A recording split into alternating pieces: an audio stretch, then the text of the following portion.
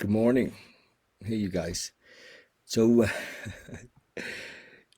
thanks for joining me this morning. Quick message. Hang with me for a few minutes. I just want to really clarify, uh, what's happening, what we're doing, and so if you just stick for a minute, and so just a bit of quick history. We started. I started doing these readings. Almost a year ago, and it's kind of evolved into, I followed the thread is what I've done, and I never know what I'm really supposed to be doing, and I just try to follow inspiration, intuition, and what's come out is lately is a lot more talks about addiction and recovery and the effects of addiction and alcoholism on the family. And and so um, hopefully, if you come and listen to these, you're interested in that. You have a family member who's an addict or an alcoholic, and maybe you're not aware of the effects that have actually happened to you as a result of that. And that's what I'm finding often is that the family really doesn't know. They've developed some internal coping mechanisms, and maybe they're angry and they have some judgment. Sometimes there's a lot of stuff going on in the family that's difficult. If you have an addict or an alcoholic in your family, you know what I'm talking about. Maybe, because it's not talked about a lot. There's no people, are just unaware of what to do, and there's such a stigma around it. There's like a misunderstanding around the disease, lots of misunderstanding around the disease, in all kinds of families. I mean, really, it doesn't matter if there's a doctor in your family. It doesn't mean that he or she understands the disease and or how to cope with it as a family, or how to get free of the anger or um, the emotions that come up around. Maybe you've married an alcoholic. I spent about 45 minutes on a call with a lady yesterday, and her dad was an alcoholic, right? Her dad was an alcoholic, and he got recovery, but he didn't actually come into recovery to maybe his 50s or his 60s, and he got like 20 years before he passed away, and which was really cool. He got sober, but nothing. There was no recovery in the family, and this lady, then married maybe two alcoholics, and divorced them, and now is in a relationship with another addict, and she's like, how do I stop this? What do I do? And really, quite an aware lady, but no awareness around the repeating of the cycle and of the pattern. you know we we often do that. We're attracted to, if our mom or a dad was an alcoholic, we're attracted to relationships with people like that, and that's how the chain doesn't get broken. Birds of a feather, my mother used to say. Birds of a feather flock together, and so we uh, we do that. So I'm not an expert in this field. My sole hope is to just shine the light here. Not from an expert point of view. I'd love to have experts. I'd like to interview people who are experts. I want to do more interviews. Yeah, I really enjoy interviewing people and finding out, about their life and about how their solutions. So if you know of anybody, right? That's it doesn't matter to me if they're an expert. It doesn't matter to me if they're just somebody. There's somebody who has a really good their family, and they're active in Al-Anon, and they you know have some personal recovery in their family. It's not easy dealing with an alcoholic. It's not like some other disease, that um, your husband has diabetes. Well, it's reasonably straightforward what we do around diet. It's straightforward what we do around exercise.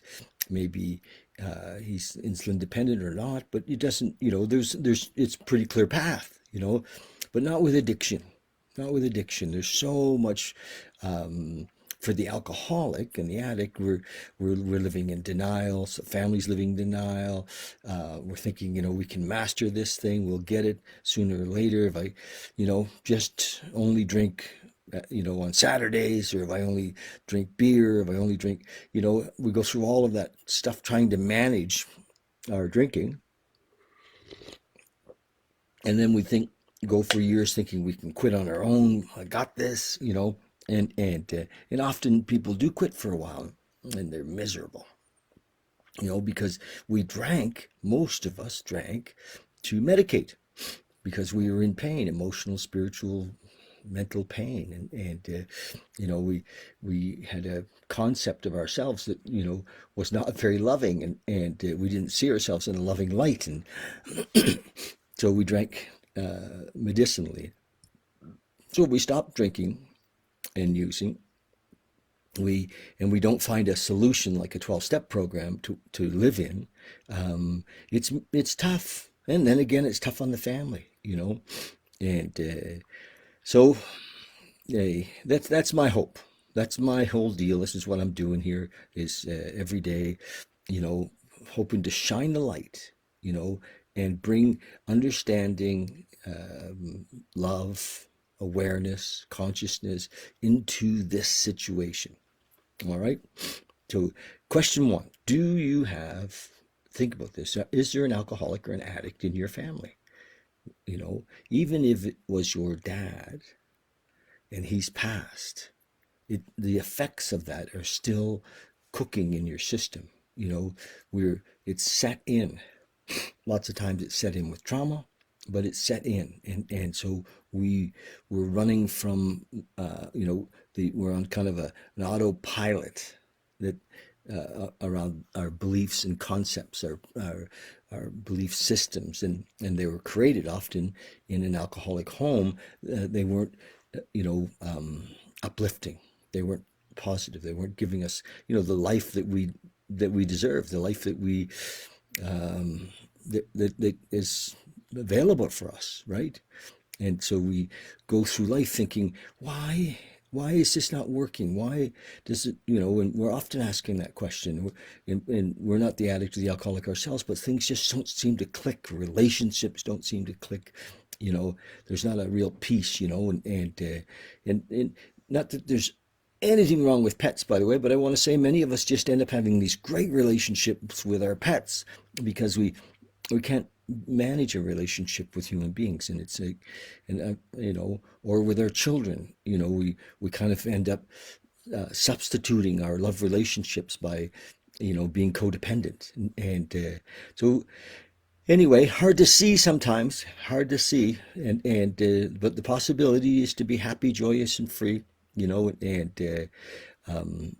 watch when, if we get defensive, that's something's getting touched, but there is a way out, and the only way I know out is this spiritual path, and it's not complicated, it's not complicated. It doesn't, it doesn't require you become a churchgoer. It doesn't require a whole lot of us, but it is a beautiful path to freedom, and through a relationship, we develop a relationship with a higher power.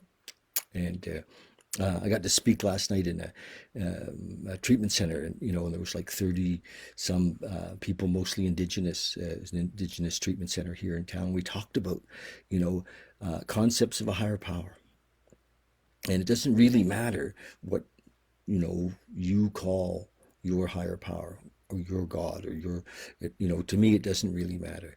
But if you're feeling that you're having that relationship, it's not just a belief or a dogmatic direction. If it's a relationship, so you're tuning in every day and experiencing, in a conversation through prayer and meditation, if you're feeling that, then that's great. It's working. It's you're having it. You're experiencing that sense of connection with the higher power deep down inside.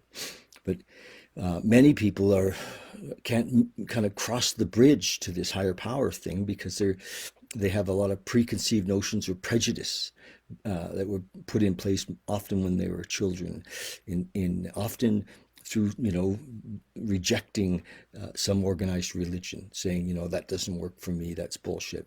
And so I try to help people to see another path to a higher power. It's a real easy one. I'm just going to share it with you here just for a second. It's a real easy one. So ask yourself this question: do you believe in love? So it's a yes or no. Do you believe in love? And if it's a yes, the next question is, can you say yes or no, is love a power greater than you? And if the answer is yes, I believe in love, and love is a power greater than me, then boom, you have your higher power. It's maybe it's not the end, but it's a beautiful place to start. And it may be. I mean, love is unbelievably, you know, often we say God is love. Like God is this, or love is this higher power. It's a great place to start. And so you're there. Boom. You have a higher power that can actually begin to relieve us. As we focus on that higher power, we focus on love. The questions then become, what would love do? And we actually have a conversation with this entity, this consciousness called love.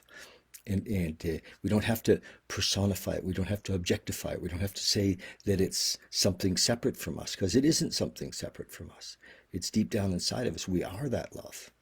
So that's my little doorway into higher powerness for everybody. It's a great place. Nobody says, no, I don't believe in love. No, they don't. They may feel like that they're not qualified in some way, or that they missed out in some way, or that they're not sure what it's all about, but everybody gets it, and they all get it as a higher power. So we build that relationship with love, and it'll blossom from there. So I shared that last night in the talk at the treatment center. It was great. It was beautiful. So that works for everybody. And then love, of course, well, love is healing. Love is, we bring love into every relationship, into our family relationships. It's beautiful. So thanks. I'm going to read now from my little book I read every day, the 24-hour day book. And, practices are part of recovery. Daily practices, meditation, prayer, examining our activities for the day, looking at, where we've been looking out for our old patterns of selfishness, of fear, self-centered fear. So step 10 and 11 is very, very important if you're in a recovery process. So this is one of the things that I do every day, is readings, and this is one of the books that I read, and it kind of brings me back to the moment. It's like, oh, yes, okay, because left to my own devices, I, I run the ship in the ditch, or on the rocks, but when I have, love is my guide, it's it's much smoother sailing. It really is. So, March the 3rd, thought for the day. After we've made a surrender, the drink problem is out of our hands and in the hands of God, in the hands of love. The thing we have to do is to be sure that we never reach out and take the problem back into our own hands. Leave it in God's hands. Whenever I'm tempted to take a drink, I must say to myself, I can't do that. I've made a bargain with God not to drink. I know God doesn't want me to drink, and so I won't do it. At the same time, I say a little prayer to God for the strength needed to keep the bargain with Him. Am I going to keep my bargain with God? So that's, most of us, we can replace that concept here when it talks about drinking with all kinds of things. If we're the families of alcoholics and addicts, often we get caught up in blame, but we want to be free from blame. Or we get caught up in self-pity, and we want to be free from self-pity. So when we go to those places, we ask God to remove them. We lots of times we blame ourselves. What did I do wrong? That's something we want to be free of. with alcoholism and addiction, if we're a family of alcoholics and addicts, we have to know that we didn't cause it, we can't cure it, and there's another C. There's three C's. Didn't cause it, can't cure it. I always forget that third C. If somebody can remember the three C's, we didn't cause it, we can't cure it, and we remind me again. I make a note. Okay. Um, okay, then the meditation for today. I will try to grow in this life. I will grow in this life. I will grow in this life. I will think of spiritual things often, and unconsciously I will grow. Yes, when we're focused on love, when we're focused on higher, on God, on universal intelligence, on consciousness, we grow towards that. The nearer I get to the new life, the more I will see my unfitness. The more I'll see my unfitness. The nearer I get to my new life, the more I will see my unfitness. My sense of failure is a sure sign that I am growing in the new life. Oh, okay. It is only struggle that hurts. In sloth, I think sloth is another word for laziness, physical, mental, or spiritual, there is no sense of failure or discomfort. But with struggle and effort, I am conscious not of strength, but of weakness, until I am really living the new life. But in the struggle, I can easily rely on the power of God to help me. So he's saying that as we're moving towards a love-based life, as we're moving towards a consciousness-based, a God-based life, that we will see where we fall short. We will see where we fall short. But if we're not moving towards it, if we're we won't see any shortfalls because we're not in the game. I get that. Prayer for the day. I pray that I may see signs of my growth in my new life. I pray that I may always keep trying to grow. Beautiful. Pray that I may always keep trying to grow, always keep growing. Yes. So what we've been doing the last, for quite a while here is we just do a little meditation, a short meditation. I had a lady come and visit me yesterday and bought a little meditation stool from me, which I have a bunch left and a bunch of altars left and whole stuff from my ballet store days. And she bought this little meditation stool from me, and she said, David, I watch your video every day, and I think that's so cool. Thank you. And she said, I really enjoy the meditation part. And so we're going to do it. We're going to drop in, and thanks for saying that, and encouraging me, because it's nice, I guess, that to hear people are enjoying it and it's making a difference. And she said in her life it really is. So, well, great. I'm pleased. Thank you. So let's just drop in. Remember, I'm not claiming to be an expert in any of this. I just share my own experience, strength, and hope, and information as it comes available. And so let's drop in. And my experience is that the more I take time to be quiet, the more I take time to be still, the more I pause, in this moment, the more I'm feeling the presence of oneness, of isness, of thatness, of consciousness, of love, of God. If I'm always focused outside, I don't see or feel that presence so much because I'm outside. So watch, and I encourage you to take the time every day to just stop. Just stop and drop. Drop in. To use the breath to just Come into the body. The body, is often said to be like our temple. We have our own temple. We don't have to go into somebody else's temple. We have a temple, a divine temple. And it's the body we live in. So drop into it, feel it. This morning I did an hour of Yoga Nidra, which is a beautiful meditation. I've been doing them every morning, and they're just, wow. Yoga Nidra, baby. It's just a great experience. My friend Tanis Fishman leads this Yoga Nidra. Love it. Love it. It's, totally dropping into this emptiness, into this oneness. So just do that right now. Just drop in, come back to your breath.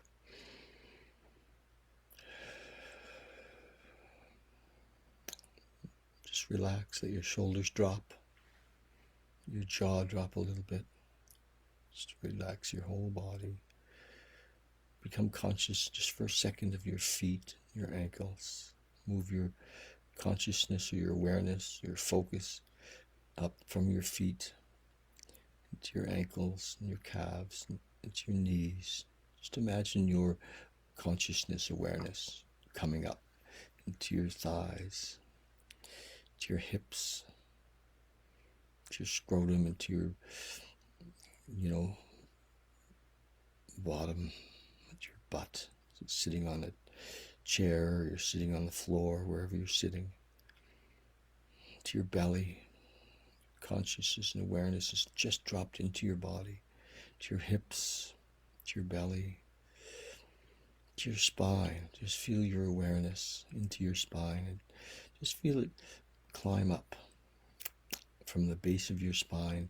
Just bring your awareness slowly, slowly up your spine, all the way up, past your shoulder blades, to the neck, base of your skull. And then into your skull, bring your awareness into your head,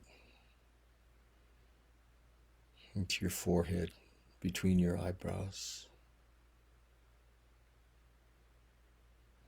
Become aware of your eyes. They're closed. Just let them relax. Let them drop.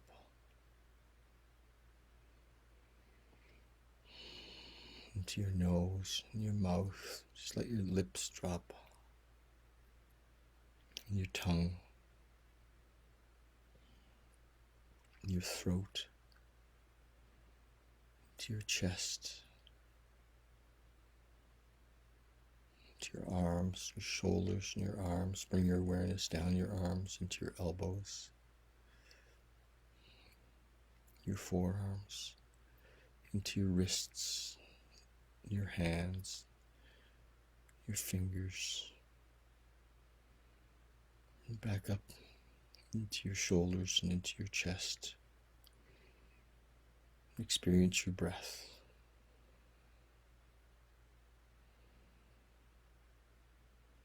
Now we're here in this moment, free from all past, free from all future, free from all concerns. Just for a moment, leave everything behind. Just leave everything. Be here without identity, without a story.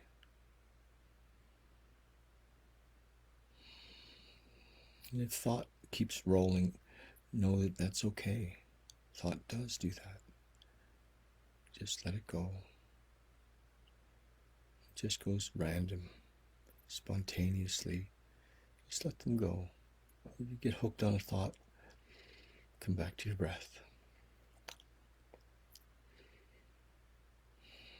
Just become aware that you are watching your thoughts, and that the who that is watching his thoughts is not his thoughts.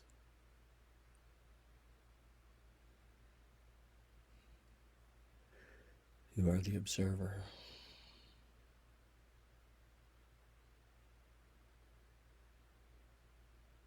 And you can drop past the observer into the emptiness.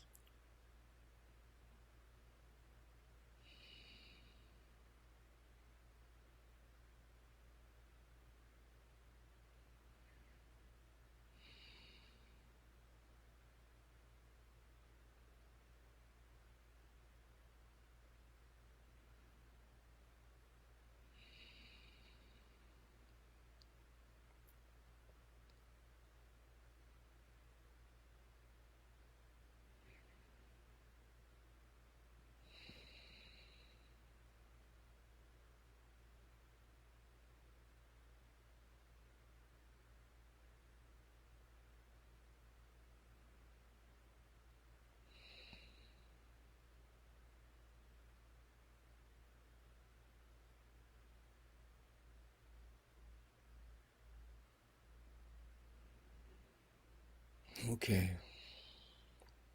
So you can stay in this state as long as you want. I'm going to roll out of here. Thank you.